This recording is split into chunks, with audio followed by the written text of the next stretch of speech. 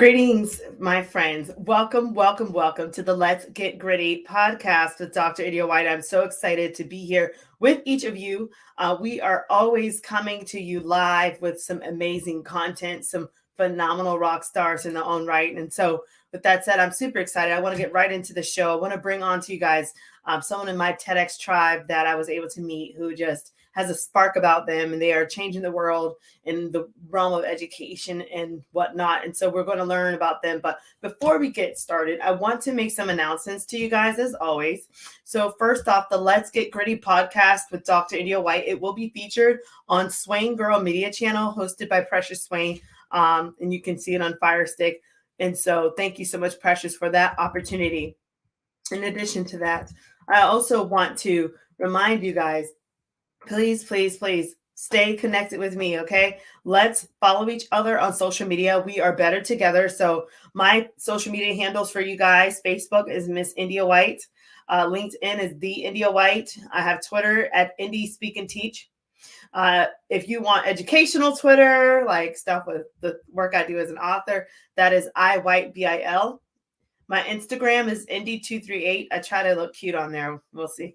And then my YouTube is India White 123. Please like and subscribe. I've got a lot of really neat content on my channel, and it's just continuing to develop. So I appreciate all the support. If you ever want to be a sponsor or join me on any of these things, you want to join me on a blog or something like that, let's talk about it sometime outside of the show. In addition, please check out my website, always www.india-white.com, for blogs, books, and to schedule me for your next speaking or coaching event, anything that you need. Let's make it happen. Let's join together. Okay. So those are some announcements, and I appreciate you guys allowing me to get that out there. I really am looking forward to connecting with you guys, and I'm so excited about those that also want to be featured on the show. If you're wanting to be featured on my show, you'll see that stream is streaming down there. It's the banner, and it's telling you what you need to do. So send a photo and a bio to india.white.123@gmail.com.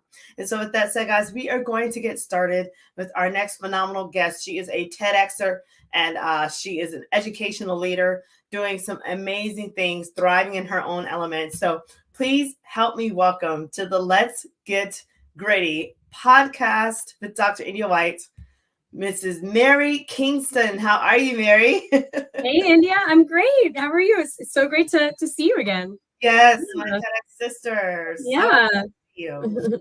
So, okay, Mary. So welcome to the podcast. Now, tell us a little bit about yourself. Sure. So, hey, everyone. So India and I have something in common. We are both really passionate about education and about equitably serving all students. So like India, I'm a former teacher, and I taught middle and high school English out in Oakland, California.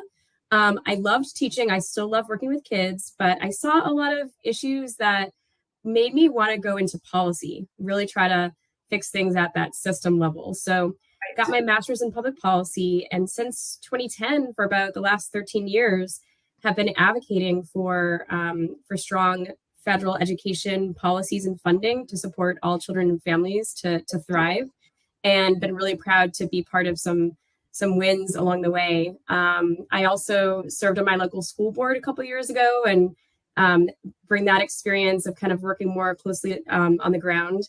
And then more recently, last year, just reflecting on all my experience teaching, being a mom of 2 young kids, and working in policy, just really realize the power of our curiosity, and to help us promote our own well-being and joy, but also to help us connect better with one another and bridge differences. And so I founded an organization called Live Curious, and you can check it out at livecurious.us. And that's what brought me to the TEDx stage with India. And it was such a thrill to be there, and such a thrill to be here today. Amazing. Wow. You said so much. Of course, you're a rock star. I mean, you're on the TEDx stage. So, I want to back you up a little bit. You spoke about serving on your school board, and you spoke about having a desire and a grit for educational policy. Talk to us about why did you cultivate grit towards education? And and then when you founded your site here and your business on Live Curious, why did you have such a passion towards this? Talk to us. Those are really good questions. So I guess I'll take you guys back to my childhood, and I will say I was fortunate to have a family that really nurtured my curiosity and helped give me a good education, both in school and outside of school, and exposed me to different experiences and activities. And in college, I took a work study job working at an elementary school across town in Boston, and it was in a low income area. And that was my first real sense of this education inequity that we have in our country. And I couldn't believe it that kids in this after school program didn't have materials or snacks or the basic needs they needed. And so it just opened my eyes. And so after graduating from college, I was kind of just tired of writing papers and doing things like that. I was like, I want to make a difference. So I went into teaching and purposely wanted to go to a school that really was in a low income area and where kids needed more support and resources. So fell in love with public education and serving students there. And I guess fast forward to now, why I'm so passionate about the curiosity aspect is that I think, and India, you being an education leader too, I'm curious about your thoughts on this, but I think our country we've done a good job in the national public debate talking about achievement gaps and needing to address those. But there are, at the same time, perhaps more important, there's opportunity gaps between low income and their more affluent peers, the students. And what I'm really passionate about now is not just ensuring that all students get a rigorous, high quality, well-rounded education, but that they also get access to explore their curiosity, to have opportunities during the school day and outside the school day where the teacher and other adults are paying attention to what they're curious about and interested in that's culturally responsive, that's driven by their own interests, and that we as adults give them opportunities through project-based learning, experiential learning, field trips, summer camps and enrichment after school to explore that, because I believe that's a human right as much as, affordable housing or universal healthcare or public education, the ability to discover and explore what makes us come alive in our own interests. And so it's almost a newfound commitment to education through that lens to say, yeah, we've got a lot of work to do, and let's center this idea of curiosity as a children's right. Beautiful. I'm so thankful to hear your voice on this matter, because the fact that you even expressed that you might not have had a personal relevance when it came down to that struggle and the poverty that some of those students have undergone. However, you still found a soft place in your heart to where you said, I've got to do something to make a difference. And so I want to first just kind of give you kudos and thank you for having a heart and leading with your heart to make impact and change. In any way that I can support you, I definitely will. So you're my TEDx sister, so I'm thankful for you, and we are in this thing for life. But I want to put that out there. And of course, you started talking about the inequities and things like that, and access. And that is huge right now in the stage of education, is equity and access. And yes, we have done a great job of talking about closing the achievement gap, like you mentioned. However, that access piece and making sure that funds are being allocated the way they should be, and that is all tied to policy. So I wanted to now talk about the grit that you have been able to take part in as a professional serving on the school board in your district. How were you able to cultivate grit to impact and make change so that these policies could be more equitable for our students? Yeah, great question. So I'll give you an example that really does demonstrate grit because I'll give you an example of a policy that took 2 years total from conception to passing. But if you'd asked me if I would change anything, if I could do it over, the answer would be no, because I am proud of how we did it. So in my work, in my job, I have advocated for a strategy called community schools, which is really a way to more intentionally bring in community resources surrounding the school into the school through a dedicated full-time role called the coordinator. And they do an assets and needs assessment to determine what students and families in the communities need and want, bring those resources into the school to ensure physical and mental health supports, enrichment, like we were talking about, and of course, academic supports. So I brought that passion to the school board, among other things, and was really thrilled to find in my community a grassroots group of educators and also the teachers union that actually wanted to pass a community schools policy and put funding behind it. And so it was just a great opportunity and moment in time. And so what took grit about it was just the process of making sure we did it right, meaning that it was inclusive, it was grassroots and ground up. And, I recognized my power in that, where, as a board member, I could have gone a different route and said, no, this is our language, this is what we're going to do.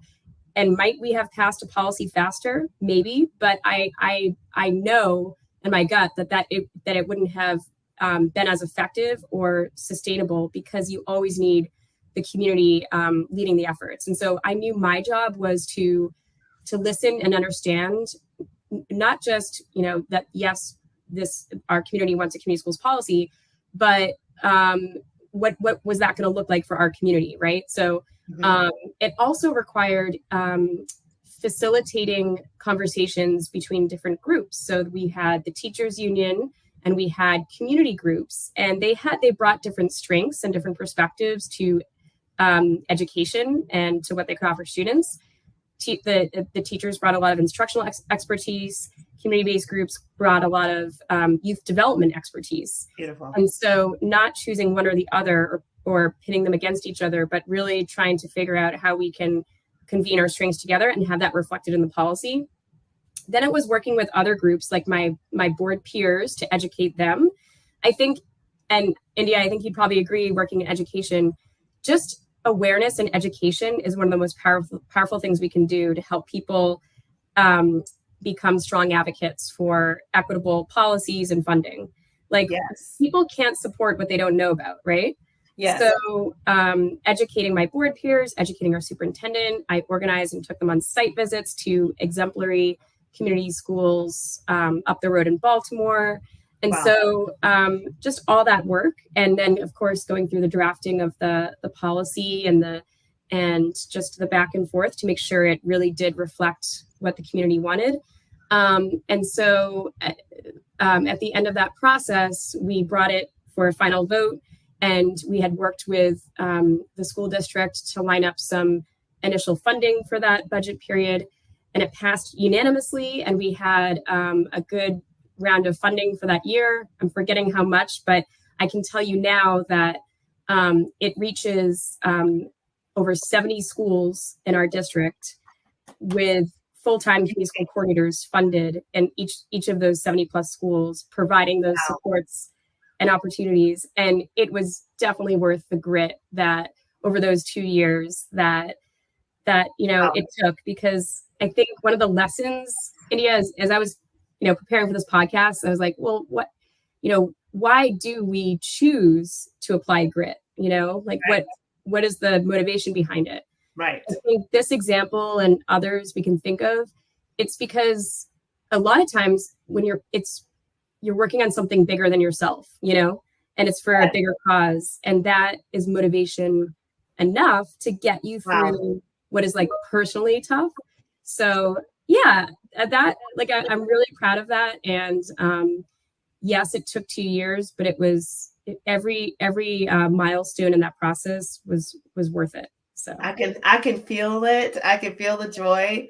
I can feel the grit. I can feel the payoff. And I just want to say a huge congratulations to you and your fabulous team in the Maryland area there, and what you guys have been able to accomplish. So kudos. And I would love to even follow up and see what that looks like and how that's affecting student achievement across that area.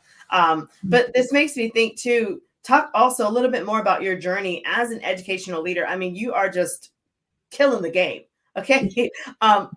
Talk about your journey just initial start of your journey to now, and how grit has helped you evolve into this amazing leader that you have become. Yeah, well, thanks for the question. I mean, I think so. I just turned 40, and this is relevant because I think as you get older, I I feel like I have each year there's more confidence, which I think is also important for grit. Because it's confidence in yourself, confidence in what you're doing.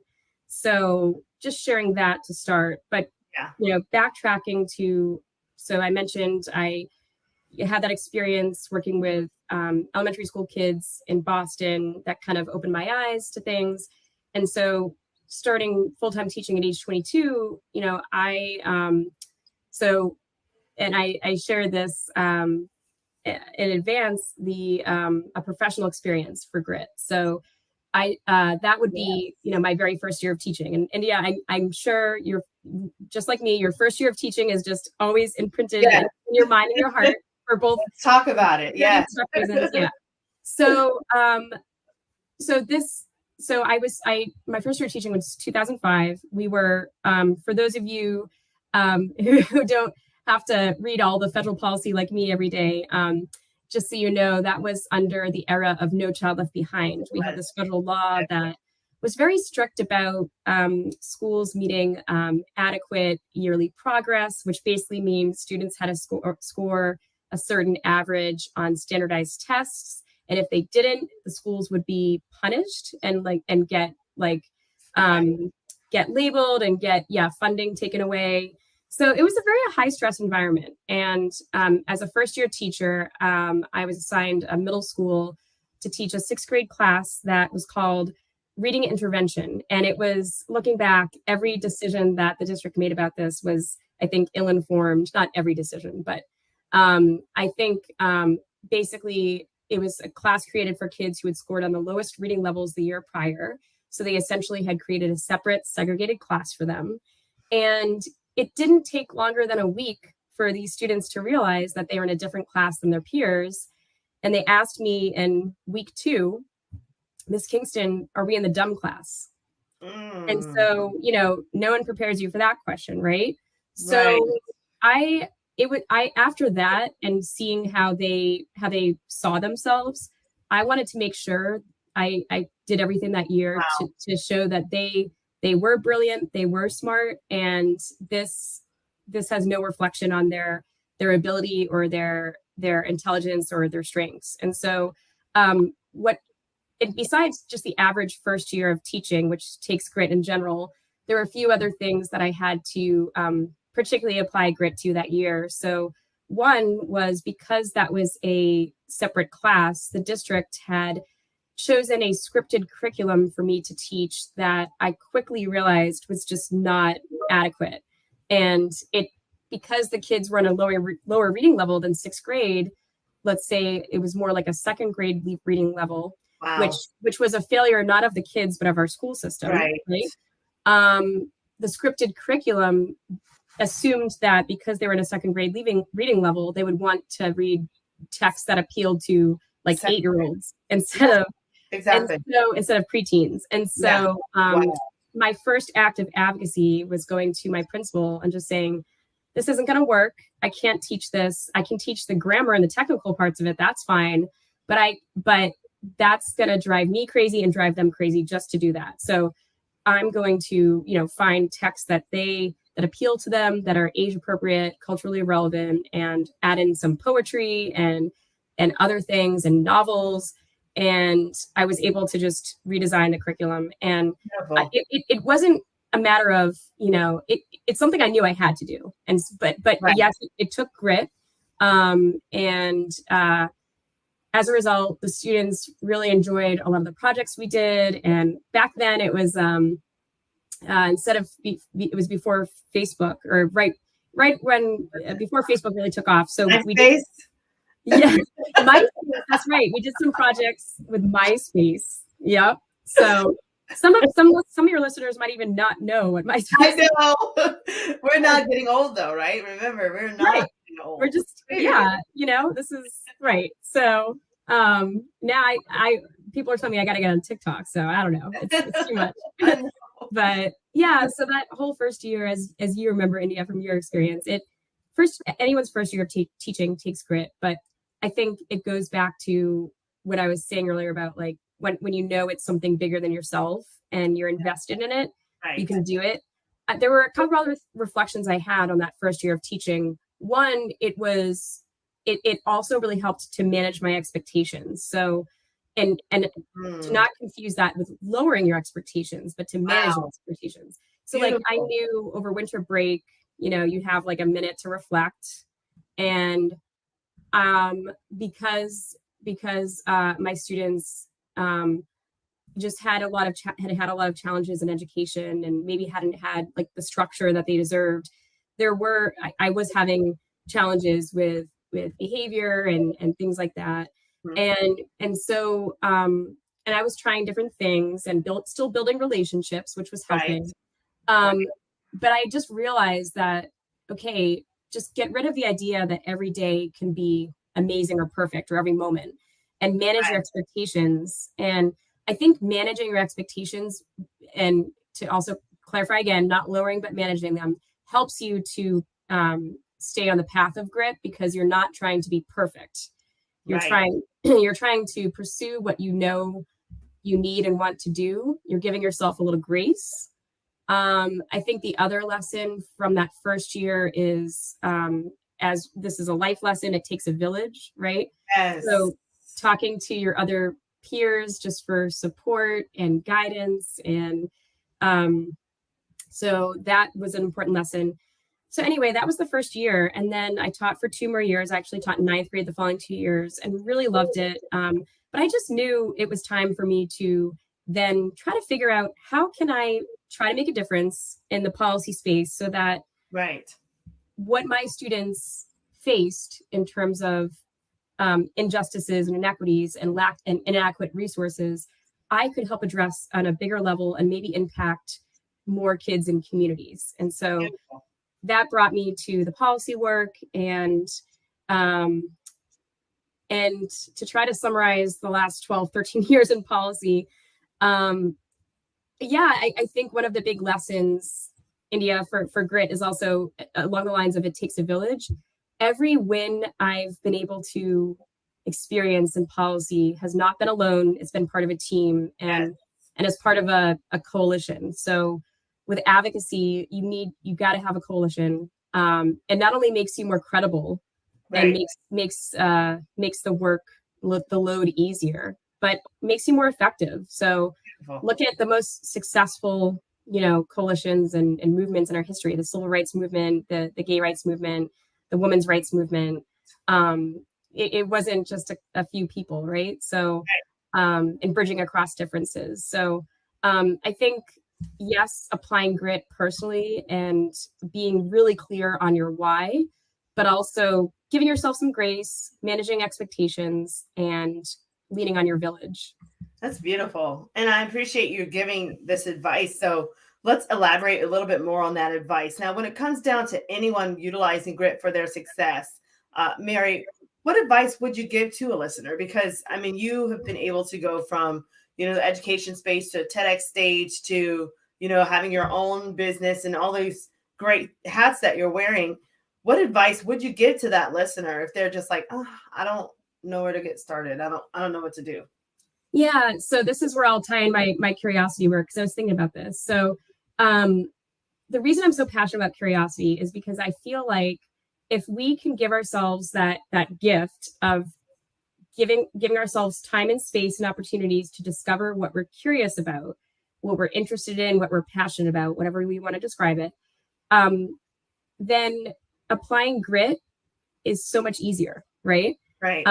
Because you're curious and passionate about it, and doesn't make it completely easy, but it helps you just stay on the path. And one message that I'm passionate about sharing as it relates to curiosity and grit is to use your curiosity as your compass in your life.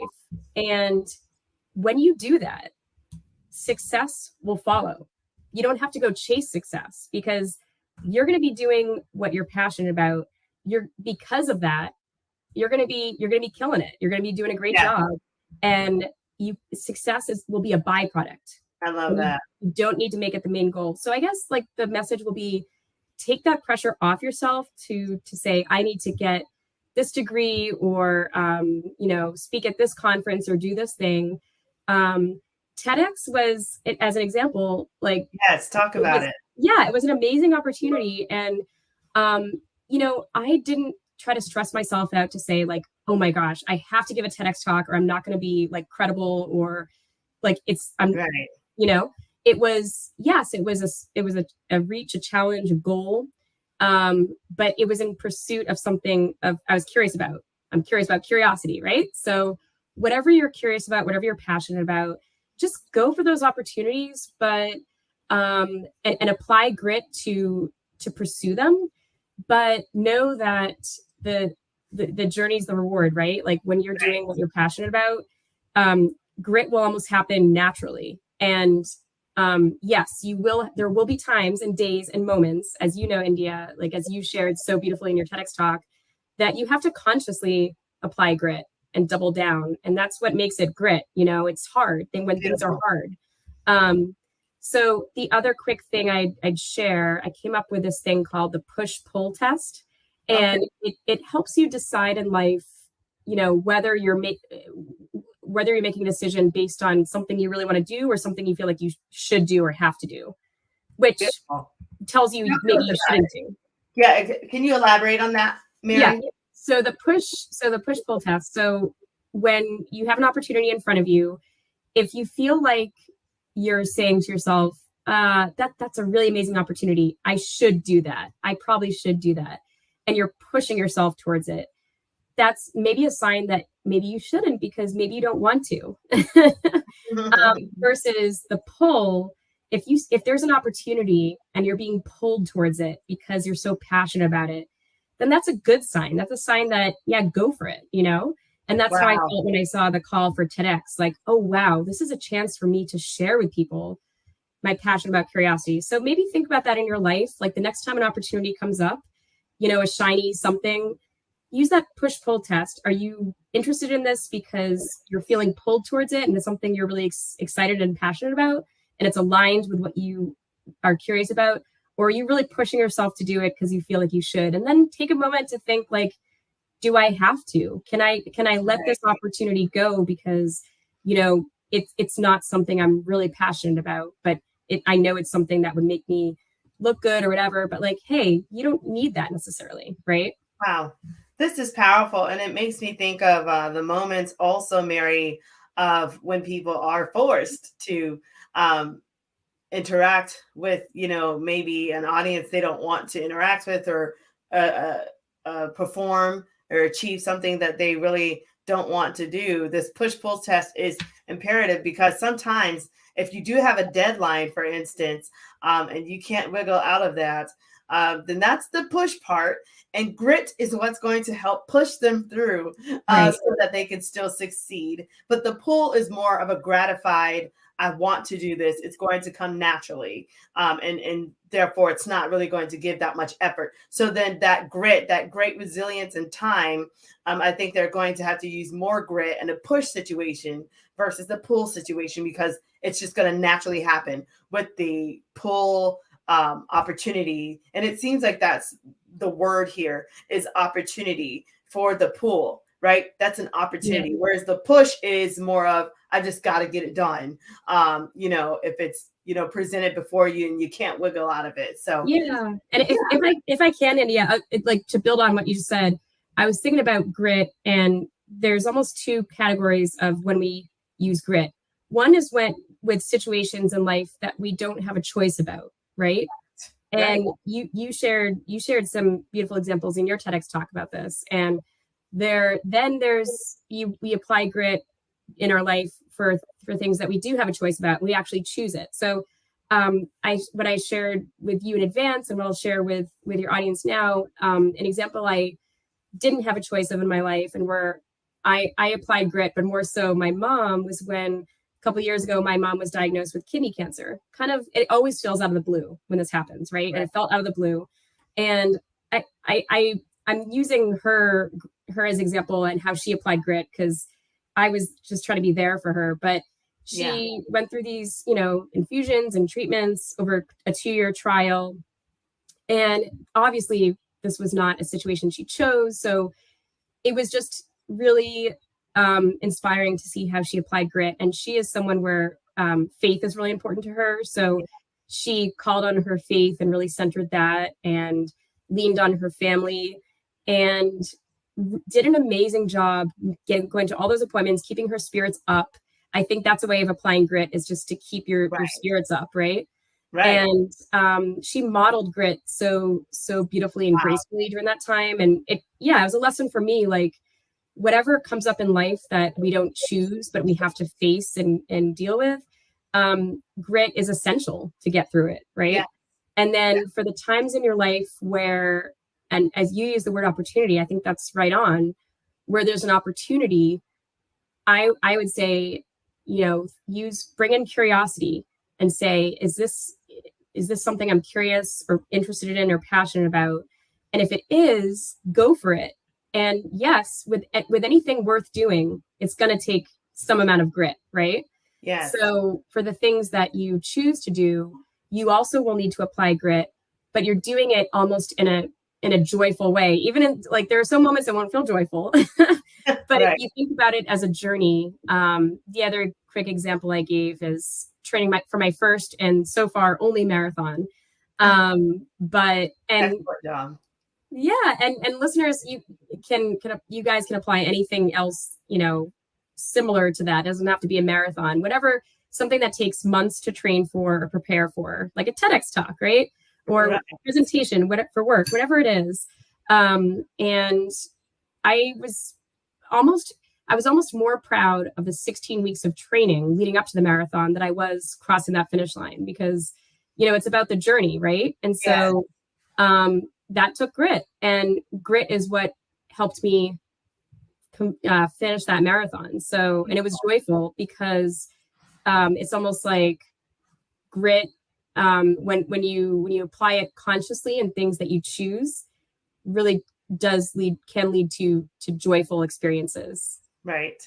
That's beautiful. And I'm so happy that you shared out about your marathon. That is fantastic. I have not been able to qualify to run a marathon at this moment. So, well, that Florida heat, it's a little harder sometimes, but so I'll let you have that. But I commend you highly on that, and it's just a great milestone that you've accomplished. You should be very proud of yourself for doing that. And so, with that said, we are talking about grit here, and I spoke on the power of grit, and you spoke on this podcast about the push-pull test and using grit and using curiosity. And so with that said, it was just so powerful that it just made me think, if you had to just finally tell the listeners, what was your definition of grit? And even talk a little bit about how grit helped you to prepare while you were on that TEDx stage. We would love to hear from you about that.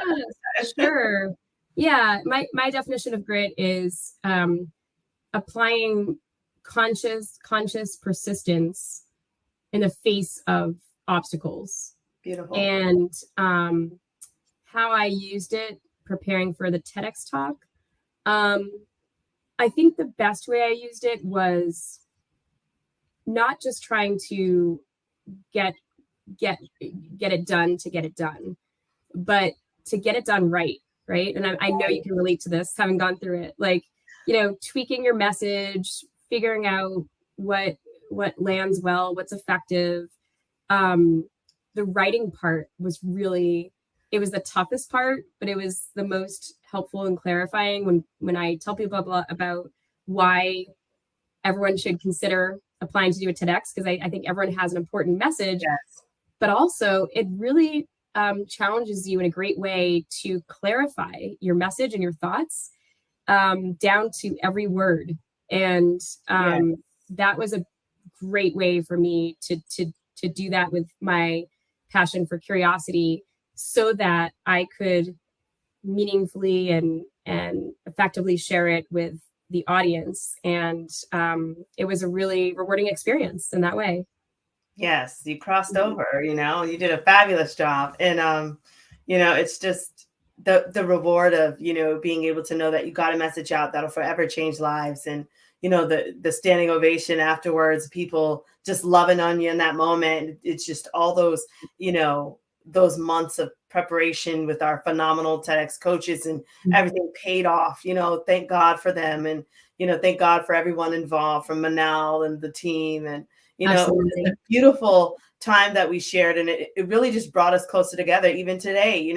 And I think that grit is one of those things that no matter what your profession, if you just take a little bit of grit with you, you'll be able to rise above your challenges and to persist and go beyond, like you've done in your life. So with that said, Mary, it has been a phenomenal opportunity to have you on this podcast with me today on Let's Get Gritty podcast with Dr. India White. Now, I know people are going to want to follow up with you regarding, how they can connect with you on some different partnerships, maybe in Maryland or maybe nationwide. Maybe they want you to speak at an event. Maybe they want you to partner with them on policy or something. So how can they reach you on social media or your email so they can keep in touch? Absolutely. Please reach out. I'd love to connect with you all. So you can find my website at https livecurious.us, and my TEDx talk is embedded on there, and my contact info where you can reach out to me. You can also subscribe to my newsletter. Would love to speak at events or those opportunities. I'm also developing an online course launching this spring to help people awaken and pursue their curiosity to live lives of joy and connection and impact. And so get on my subscriber list from the website and you'll get updates on that. Awesome. You can find me on social. I'm on Instagram, Twitter at livecurious2022, livecurious2022. And I'm on LinkedIn too. So awesome. Is it Live Curious on all of your, I know Instagram is Live Curious 2022. What is your LinkedIn? So LinkedIn, I'm at Mary Kingston Roche. And then my email is livecurious2022@gmail.com. Okay. Awesome. I'm getting this up here for everyone. livecurious2022 at gmail? Yeah, at gmail.com. Awesome. Yeah. So guys, here you have it. So here is Mary's contact information for us here. So her email is livecurious2022@gmail.com. Okay. Her Instagram, go to livecurious2022.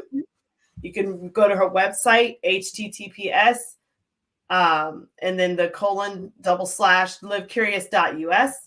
Okay. So it sounds like you guys are going to live curious as you are working with Mary, and we're going to make it happen. So with that said, Mary, it has been an honor. You are such a jewel, and I'm so happy that you're letting your voice be heard and that you are soaring. And I pray that you continue to soar beyond your element. Do not let anyone shut you up or shut you down. Go forth and be great, and just know that your sister here is here with you always. So with that said, guys, thanks so much for being a part of the Let's Get Gritty podcast. And until next time, we ask that you just keep it gritty. So take care. Keep it gritty. Thanks so much, India. You're the best.